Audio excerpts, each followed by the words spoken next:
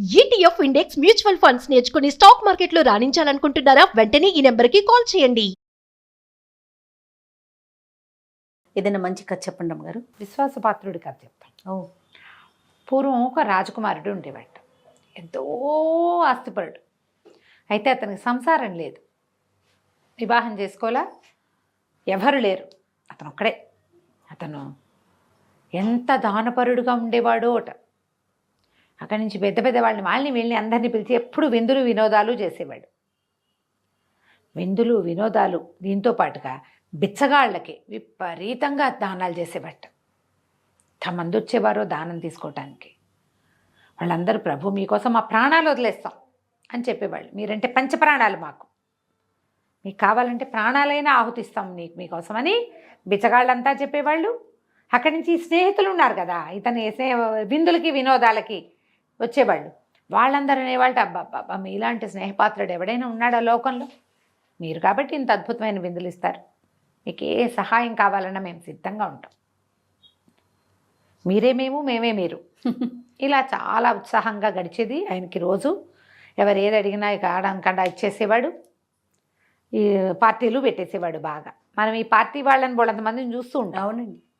అయితే ఏమైందట, ఒకసారి ఒక యువకుడు ఒక అతను వచ్చి చాలా కష్టంలో ఉన్నాను బాబు, నా భార్య లేక పెళ్లి చేసుకుంటే ఆ అమ్మాయి కాస్త చనిపోయింది, వైద్యానికి చాలా ఖర్చు అయింది, ఆ ఖర్చుకు అయిపోయింది నా దగ్గర ఉన్న డబ్బంతా, కనీసం ఆ అమ్మాయిని మట్టి చేయడానికి కూడా నా దగ్గర డబ్బులు లేవు, మీరు సహాయం చేస్తే కర్మలు అవి నిర్వహించుకుని వస్తాను అని అడిగేసరికల్లా రాజకుమారుడు అన్నట్ట, దానికేముంది 10 వరహాలు తను తీసుకెళ్ళు, నీ భార్య ఉత్తమ గతులు పొందాక అంటే క్రియాంతరాలన్నీ అయిపోయాక నువ్వు నా దగ్గరికే రా, నాతో ఉండు కానీ ఒంటరిగా ఏం జీవిస్తావు అని చెప్పాడు.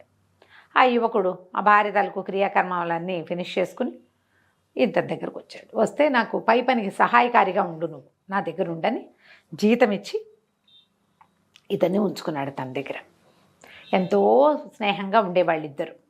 అతను అన్ని రకాల పనులు చేసేవాడు, ఈయన దాన ధర్మాధికారులకి సహాయం చేసేవాడు, పొలం పనులు పై పనుల వ్యవహారాలు వాటి సంగతి చూసేవాడు, పార్టీలు గీర్టీలు అరేంజ్ చేసేవాడు. క్రమంగా ఈ రోజులు గడుస్తున్న కొందికి ఈ రాజకుమారి మరి రోజు దానం చేస్తానంటే డబ్బులు ఎక్కడి నుంచి వస్తాయి? అదే కదా. పోనీ వచ్చిన డబ్బుని పార్టీలు చేసేస్తాం, అది ఖర్చు అయిపోతుంది, ఇది ఖర్చు. ఓ రోజు అన్నట్ట, అట్లా కాదు రాకుమార, ఇలా చేయకూడదు, ఈ దానం తీసుకునే వాళ్ళు ఎప్పుడు దానాలు తీసుకుంటునే వాళ్ళుగానే ఉంటున్నారేమిటి చెప్పు? నువ్వు డబ్బు ఇస్తున్నావు, ఆ డబ్బుతో వాడు బాగుపడ్డేమిటి, మళ్ళీ వస్తాడేంటి డబ్బులు తీసుకోవడానికి? ముష్టివాళ్ళుగానే ఉంటున్నారు కాబట్టి ముష్టివాళ్ళకి డబ్బులు ఇవ్వడం మానేయాలి అంటే కాదు. నవ్వాడు ఈయన. పాపం వాళ్ళకి ఇవ్వకపోతే ఎట్లా అన్నాడు. ఇతను అన్నాడు, నువ్వు పార్టీలు కూడా ఎప్పుడు నువ్వే ఇస్తావేమిటి పార్టీ, నీ ఫ్రెండ్స్ ఎందుకు ఇవ్వరు? ఈ పార్టీలకి డబ్బులు పెడుతున్నావు, నువ్వు ముష్టివాళ్ళకి డబ్బులు పెడుతున్నావు, ఈ రకంగా డబ్బులు పాడు చేసుకుంటే ఎట్లా అంటే ఇతను అన్నాడు, కాదు వాళ్ళు నా కోసం ప్రాణాలు వదిలేస్తామన్నారు. అంటే ఇతను అన్నాడు, ప్రాణాలు వదిలేస్తారా? అట్లా ఎట్లా వదిలేస్తారు? ప్రాణాలు ఎవ్వరూ వదిలేరు. నువ్వు పార్టీ ఇస్తే తింటారు.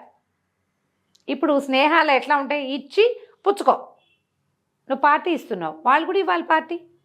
నీ గౌరవార్థం ఏనాడైనా ఎవరైనా పార్టీలు పెట్టారా? రాజకుమారుడే ప్రతి బర్త్డేకి ప్రతి వాళ్ళ బర్త్డేకి పార్టీలు పెడతాడు. ఇలా ఫ్రెండ్స్లో కూడా కొంతమంది ఉంటారు, ఒకడే పార్టీ ఇస్తాడు, అందరూ తింటారు, తిన్న వాళ్ళందరూ బాగుపడతారు, ఆ పార్టీ ఇచ్చిన వాడు కోలుకోలేనంత చెడిపోతాడు. నేను 100 మందిని చూస్తుంటాను అట్లా. అలాగే జరుగుతుంది. అయితే ఏమన్నాడు ఇతను, వీళ్ళకి రాజకుమారులు ఈ ఫ్రెండ్స్ ఉన్నారుగా వాళ్ళందరితో అన్నాడు, నా సహాయకుడు ఏమంటున్నాడంటే ఈ పార్టీలు ఇచ్చి చెడిపోతున్నాను అంటున్నాడు చెప్పేశాడు అని చెప్పాడు.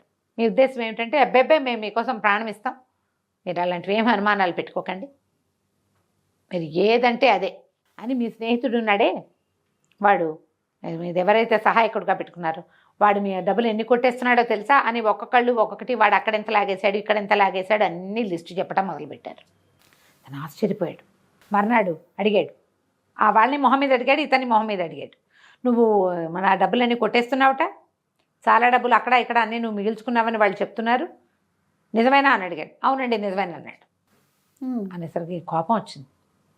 నువ్వు ఇంత మోసం చేస్తావా నన్ను, నువ్వు మోసం చేసావు, వెళ్ళిపో నువ్వు ఇక్కడి నుంచి అనగానే సరేనని వెళ్ళిపోయాడు. ఒక నది ఒడ్డున్న రాకుమారుడి భవనం ఉంటే నదికి అవతల ఒడ్డున ఒక భవనం కట్టుకున్నాడు అతను, ఈ స్నేహితుడు. పెద్ద భవనం, అందులోకి షిఫ్ట్ అయిపోయాడు. ఇక రాకుమారుడు చీచి ఇలా ఎవరిని నమ్మకూడదు, ఓన్లీ స్నేహం చేయాలి, బిచ్చగాళ్ళకి దానం చేయాలి అని పెట్టుకున్నాడు అంతే.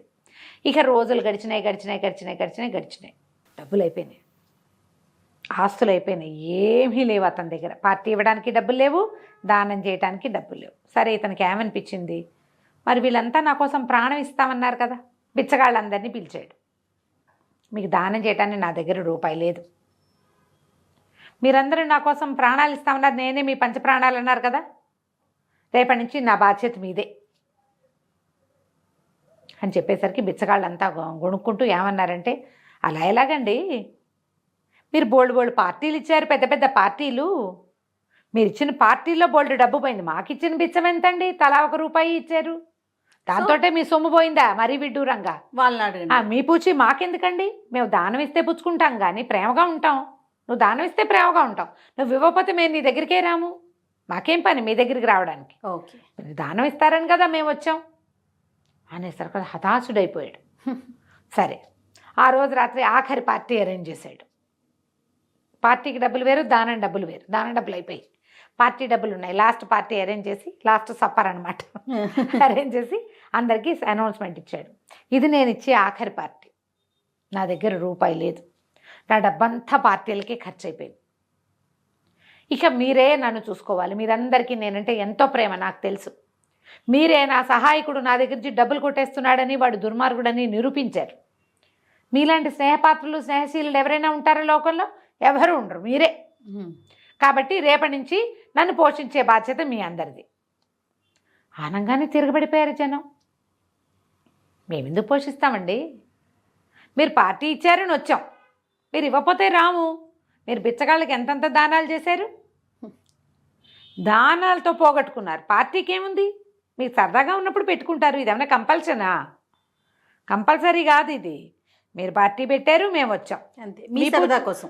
మీ పూచి మాకెందుకు, మీ పూచి మాకు లేదు, పూచి లేదు మీది, మాకు అనవసరం, మీరు పార్టీలు పెడితే వచ్చాం, మీరు పార్టీ పెట్టకపోతే రాము. నేను ఇప్పుడు మేము అడుగుతాం ఏమంటే పార్టీ ఇస్తున్నారని, నేను ఇవ్వనండి అంటే సరిపోతుంది, ఇదేం బలవంతం? బలవంతమేం లేదు, మీరు వద్దన్నారు, మీరు పెట్టనన్నారు, మేము ఊరుకుంటాము, మీరు ఇస్తున్నారు కాబట్టి వచ్చాం.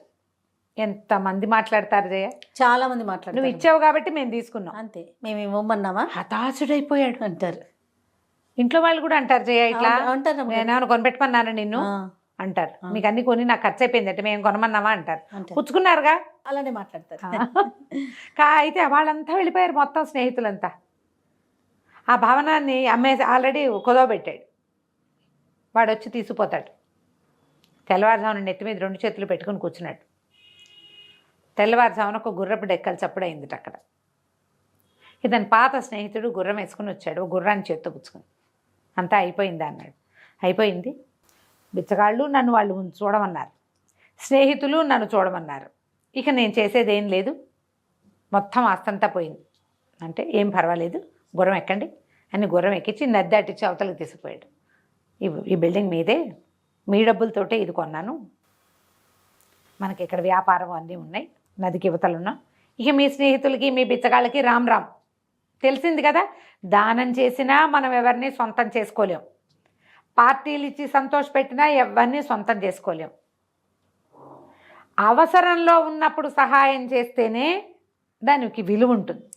నేను అవసరంలో ఉన్నప్పుడు నువ్వు నాకు సహాయం చేసావు, ఇప్పుడు నువ్వు అవసరంలో ఉన్నావు, నేను నీకు సహాయం చేస్తాను, నీ డబ్బు ఎక్కడికి పోలేదు, నువ్వు అమ్మేసిన వాటిలలో చాలా నేనే కొన్నాను, అది నీ డబ్బులతోటే ఇక్కడే ఉంది, నువ్వు కంగారు పడకని చెప్పాడు. ఆ తర్వాత ఈ రాకుమారుడు అటు స్నేహాలు మానేశాడు, ఇటు దానాలు మానేశాడు. స్నేహాలు ఇదివరకు లిబరల్గా చేసేవాడు, ఇప్పుడు అలా కాకుండా కొంచెం ప్లాన్డ్గా జాగ్రత్తగా చేస్తూ తర్వాత 2 వివాహాలు చేసుకుని, మనకి కుటుంబం ఉండాలి, కుటుంబం లేకపోవటం వల్లే నువ్వు ఈ పిచ్చి ఖర్చులన్నీ చేసావు, ఫ్యామిలీ కదా మనని కంట్రోల్ చేసేది అంతే. అందుకని చక్కగా 2 చెరో పిల్లని చూసి పెళ్లి చేసుకుని హాయిగా వ్యాపారము వ్యవసాయము చేసుకుంటూ సుఖంగా ఉన్నారు. కథ కంచికి మనం ఇంటికి. సూపర్ స్టోరీ రమ్య గారు. నమస్తే. నమస్తే చెయ్యి.